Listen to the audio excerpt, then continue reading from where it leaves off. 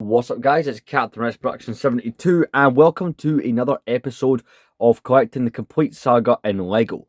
If you're unfamiliar, this is a series where I'm collecting all of the playable characters from LEGO Star Wars The Complete Saga. This series contains both a mixture of official minifigures, for example, Emperor Palpatine right here, and a number of custom minifigures, for example, Shock T. So, first off, this is the sixth episode in this series. It feels like I've done more than six, to be honest with you. I don't know. But yeah, we're only on the six now. It does look like we've done more, probably because the amount of minifigures I already had prior. And, in the last episode here and there, we did add a few. If you missed the last episode, we added the Geonosian Battle Droid, the original Super Battle Droid, and we added the Winged Geonosian, which covered a lot of the Attack of the Clones side of things. Now, this series I know is one of my, it's the one a lot of you guys like to watch more than others. It has went on hiatus here and there. Something I'd like to point out is I talked in the last episode that I had a package coming from Boskman Customs over on Instagram. Check him out, does brilliant stuff.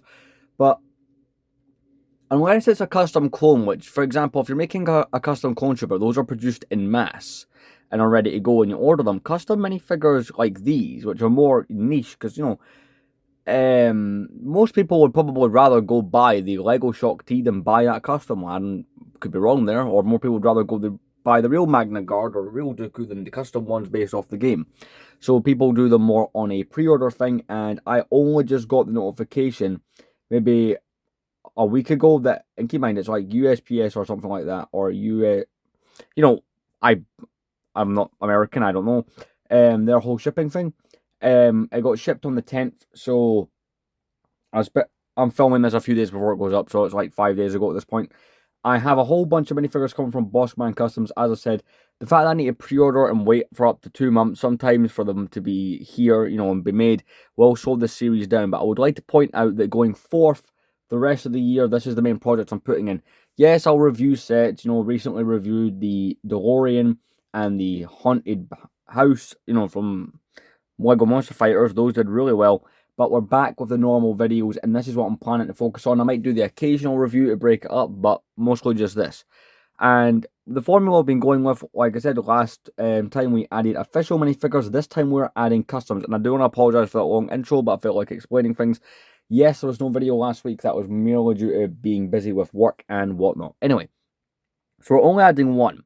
And, I like to do a theme with the ones I'm adding. There's only one that really works as part of this theme. And the minifigure that we are adding is a enemy minifigure that you probably don't think about all too much in terms of the game. But we are adding this. This here is the Death Star Trooper. And that is a pretty cool minifigure. So I'll obviously continue the Imperial theme, which is something I like, to add to some cool Imperial minifigures, some classic ones. But we got the Death Star Trooper. First thing you'll notice, his torso will remind you a lot of the Imperial Officer and Tarkin's. But it's a pretty cool looking minifigure. The main thing that you'll immediately be drawn to is that helmet, because taking you guys up here, LEGO have got an official piece for this, which they released. There's two versions of this from LEGO. There's the one from 2008, which looks like that. And then there's the one we got later on in 2012 that looks like this, which is the one they've been using since, which is a lot more accurate. But when they were coming up for the game designs, because this is from LEGO, originates from LEGO Star Wars 2, the original trilogy, which came out in 2006, they kind of had to come up with their own thing for that, and it looks so good.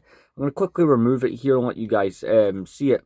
But essentially, it's just like, I think it's an injected mold. You can see the original colour. It was painted black to achieve the look, but it looks so good. It sticks on there really well. I can wobble it around. It's not coming off, which, by the way, in an upcoming episode, there's one that does do stuff like that. But this minifigure is made by Brick Rebellion, and I say it does stuff like that. They don't always end up perfect. This is a good example of when it does turn out the way you want it to.